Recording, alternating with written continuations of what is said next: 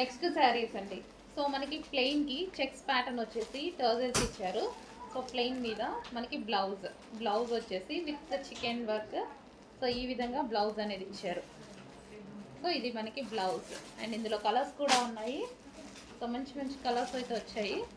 So yellow, so ఇది మనకి blouse వస్తుంది. Lemon yellow, light lemon yellow. Next grey colour. So చాలా క్లాసీగా ఉందండి, చాలా క్లాసీగా ఉంది ఫ్యాబ్రిక్ కూడా. సో మనకి ఇవి కట్టుకుంటే బ్లౌజ్ స్టిచ్ చేసి కట్టుకుంటే చాలా బాగుంటుంది. సింపుల్ అండ్ స్వీట్ లుక్స్ అనమాట. సో మనకి with blouse. Next peach colour. So ఇది మనకి బ్లౌజ్ పార్ట్.